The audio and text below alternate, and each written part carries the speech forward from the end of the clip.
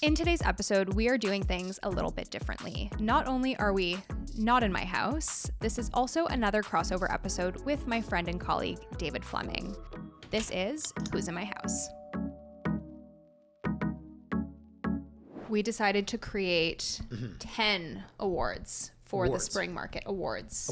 So at the end of, kind of like at the end of the season, you get its awards, right? So we're doing awards. Okay, that's cool. The Canadian Screen Awards were last weekend, so now we're doing I don't follow. I'm sure the CBC won a lot of awards for things that nobody watches. All right, number one, Best House. Okay, so best house. What was the best house or condo that you bought for a client and why? So it was a couple with a baby. They were looking for something, ideally either Leslieville or Midtown. But with the budget we were working with, Leslieville made more sense. And a lot of the houses that we had been seeing were kind of the typical Leslieville semi, maybe 1,100 square feet. Not small. huge. Yeah. Small, and something that they would probably grow out of if they chose to expand their family. Well, good for you for telling them not to make that mistake, because some real estate agents have planned obsolescence. They're going to call me in 3 years and want to move. So this is what was really exciting about the house. First of all, this house was immaculately kept. There were some elements that were outdated. The kitchen was a little bit wonky, but like the house itself was stunning. Basement was unfinished but dug down, so there was a lot of value room. for down the road. Tons of value. It was one of those like purpose-built duplexes. So there was a laundry chute. All of the houses that we saw that day were kind of the typical Leslieville homes, and some of them, the ones that got 12 to 15 offers, sold for so much money. They were pretty, but they were going to grow out of it. This one still had like 6 offers, but this is a house that they can actually. There's 3 bedrooms. The bedrooms are massive, and potential to make a 4th because there's that like upstairs. 2. Okay. But nothing in the basement. So there's a full bath on the main floor, full bath on the second floor, and then you can add one in the basement. Yeah, so if they get the master ensuite, they're future-proofing, but then they're in a whole other price point, and they just, Yeah. You don't get that in the starter semi-bracket. You do not, and this was like well over 1,500 So where were these guys? Were they first-time home buyers? First-time home buyers. Did they own a condo? Nope. Ooh, good for them. They skipped a step. Yep. Okay. They were I like how you you kind of looked at that question the same way I did, which is not necessarily the most expensive house, but the best house for that particular client. Yeah, and the price point we got it at was great.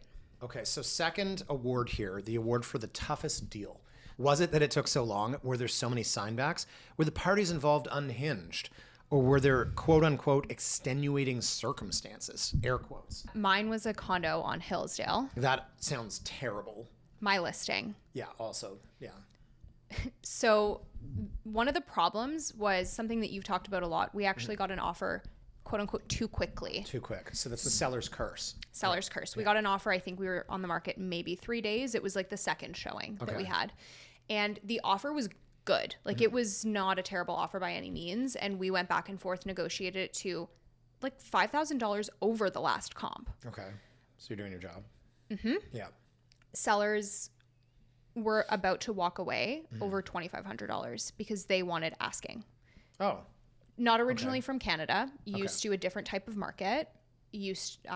Anyways. And cultural differences in negotiating. Totally. Very we see different. that all the time. And they were of the opinion that, well, we've been on the market less than a week. We shouldn't take anything less than asking. And then I re-explained, we generally build in a little bit of a buffer because buyers want to feel like they've got to win. You tell people that in advance, but sometimes they forget. You're Totally. like, you're worth $550. Let's price it $579, build in a buffer. Then you get them $560. Yeah. Now, this new, like less than 5-year-old condo offer had an inspection condition. Okay. The inspection led to a series of new issues because the agent decided that the scope of the home inspection was going to involve cosmetic problems.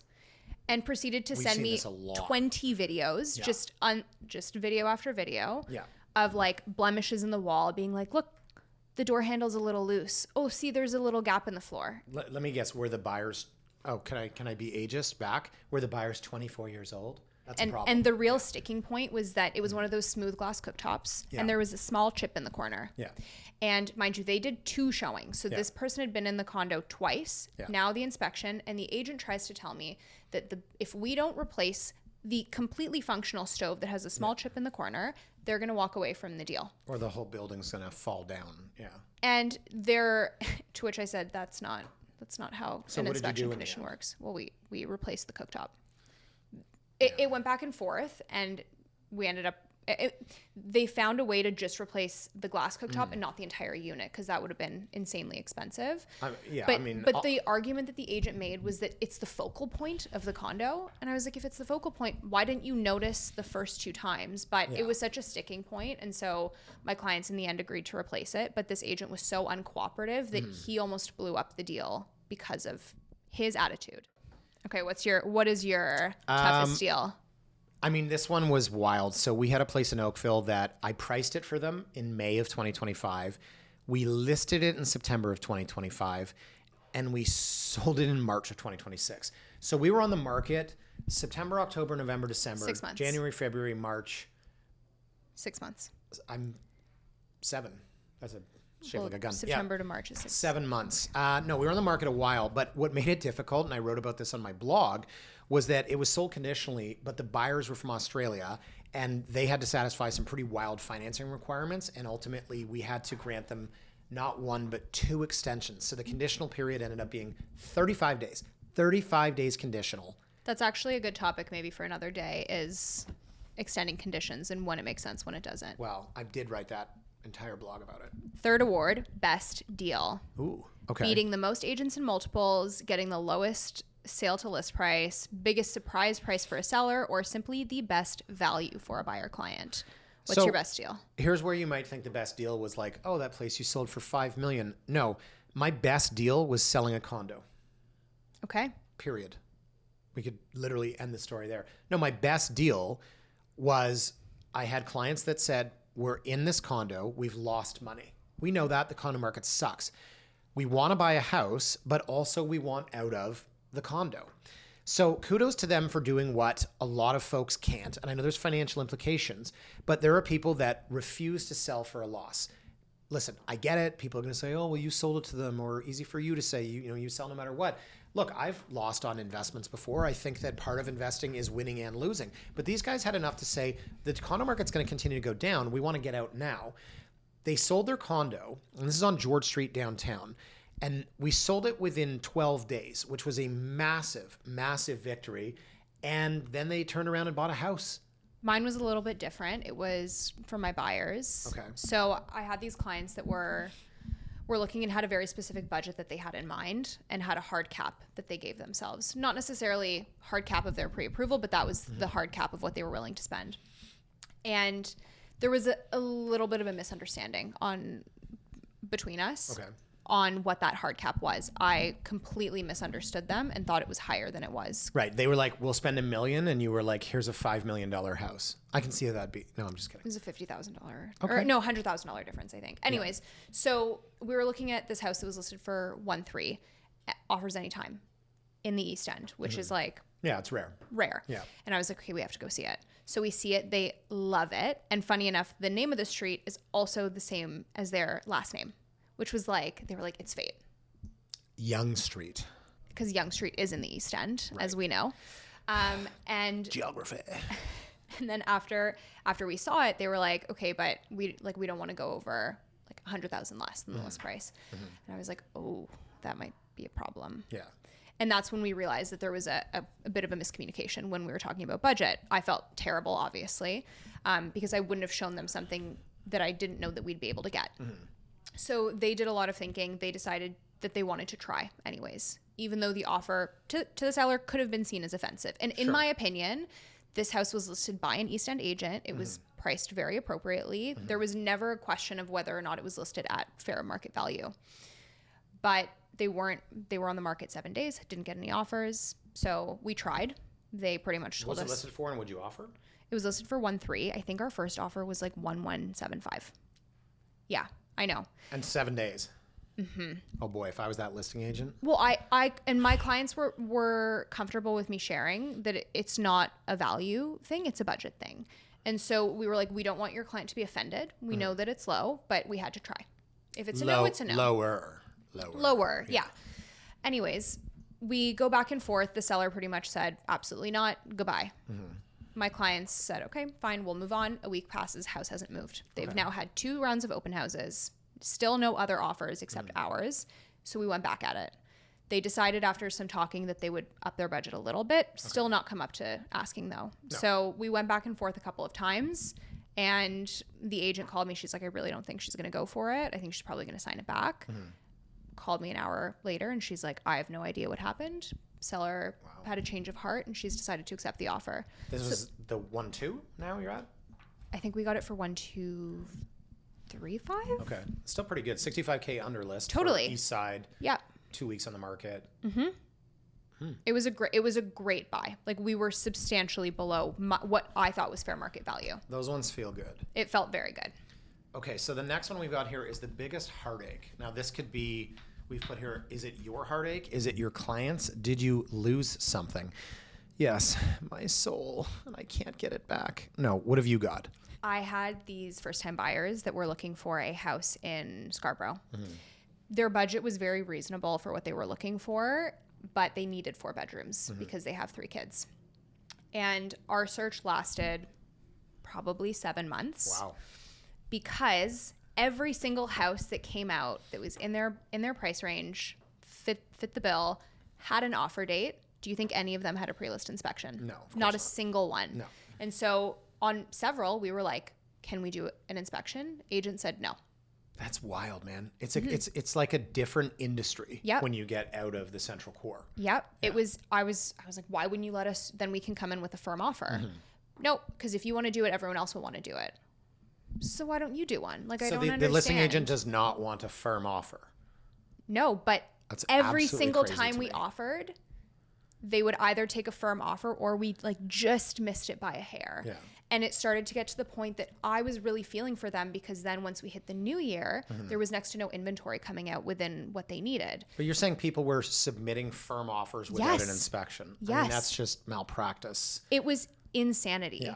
One of the houses got 17 offers sold firm. Yeah. Insane. I mean, the buyer's taking a huge risk, and so totally. And my clients weren't comfortable with it. I wouldn't have been comfortable with it. Yeah. In the end, we found a great house. We were the only offer. We got it for a fantastic price. What month was this?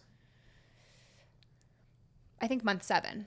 But like you're talking into the new year. Yeah, I think it was March. So when it was March or sort of April. coming off of a peak, September, October, very busy, and then it slows down in Jan, Feb. Yeah, and very little inventory. But yeah, this house came out, had an offer date. So we initially didn't look at it because it was right at the top of their budget. And offer date passed, changed it to offers anytime. I called the agent and he was like, no, we'll take whatever. So that went from heartache to win.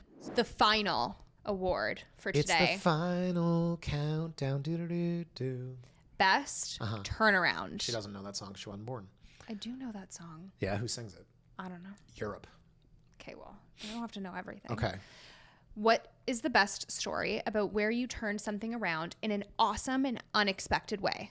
I had clients that made an offer on a house for $3.5 million, and we were in third round of sign back, and I got them the price that they wanted, and then they said, we changed our mind. And I was like, sorry, what? And they said, we don't like the house. I said, you don't like the house? You offered $3.5 million on it.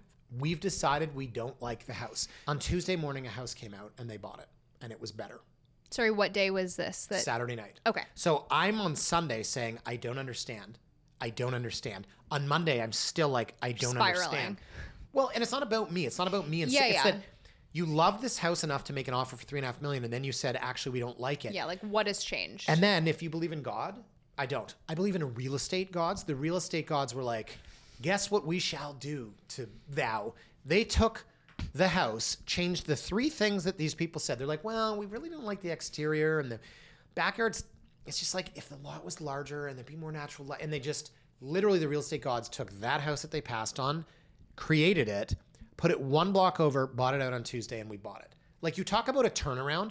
This isn't just for the first 6 months of this market. That's the biggest turnaround in my entire career. You said no to a house on Saturday night, and you bought the same version but better on Tuesday. Like, what are the odds? Okay. Pretty good. And now, Anya. I had a client looking for an investment property and was absolutely hard-pressed to have close to a 5% cap rate, but didn't want like a garbage house, like wanted a turnkey investment property, like nicely renovated. I'm sure you know that is very hard to find. Sell them my place on Hallam. Well, it's too He's already late. bought. Yeah, I want one. Anyways, so we're struggling to find something. Obviously, we've seen everything on MLS now. I'm like doing my thing, trying to find something that's not listed. Find one. It is the perfect property for them. Like absolutely perfect. But my client decided that he wanted a very creative structure. So there were two options. I think at that point was listed for $2 million. That was the exclusive price. Okay. My client was like, I'll take it for 1.8, or if they'll do a vendor take back at like a term, but it was like a term. I think I called you about that. And we talked about the vendor take back. Yeah. Because I was like, They're very rare. They're very rare. And the terms that he wanted were to be better than what the bank would offer. I mean, that should be the point of a vendor take back in today's market. Yeah. But like say 2% for 10 years. Okay. That's crazy. But but over asking. Yeah. Yeah. Anyway, so I emailed these two options to the agent. I was like, let me know if either of these are of interest and I'll put it on paper. The agent pretty much told me to F off. And I was like, okay. That's because his brain exploded when you gave him the math behind that. Well, also the agent is married to the owner of the property. Oh my God. Yeah. And then they don't say my husband, they say like my client. No. Like, no. Oh, no. Your client's in your bed. Said like, my husband the entire time. Because I hate when agents do that. No. Said My was seller very client. was very open about it and is like not a full-time agent by any means. So pretty much told us to F off. We were like, okay, cool. Bye. And then my client really was still thinking about this, so kind of came back with a couple of other options. The agent pretty much was like, bye. A couple of weeks passed, they list it. They list it for, I think, 1,975, below what they had initially told us. And my client's still thinking about it. Anyways, eventually decides that he wants to offer again, and we come in lower, better than our initial, but lower still than asking, and we got it. So you could have made this as the biggest I told you so as well. Well, I guess so, but part of it was also because they listed it and weren't getting activity, so the agent called me to see if we were still interested, which now told us that we had more leverage. So this is, okay, that's best turnaround. You could also call could have been best deal. Yeah. Biggest I told you so. I had it for a couple. Best high. Could it be my new BFF? Are you still hanging with this agent that's representing her husband selling? I'm just kidding. No. But the That is a agent good turnaround. was present for the inspection. Oh, I love that. So it was a little bit annoying because the agent kept taking like personal calls inside and was very loud. And I was like, can you just go outside? Anyways, there we go. 10 of a real awards. estate agent. Wow. If only there were time for more, but I think we're probably over an hour. I don't think so. When was the last time you watched an awards show?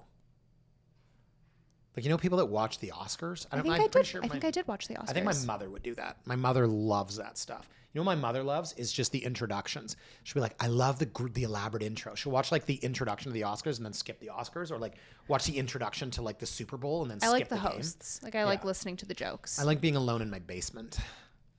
Okay, well, thank you for this. That was great. Thank you for this. Thank me. You should. I mean, we're not, because this is also my podcast. She has a podcast. Like I always say, if there's one thing in this world that we can all agree we need more of, it's real estate agents podcasts. You like my podcast.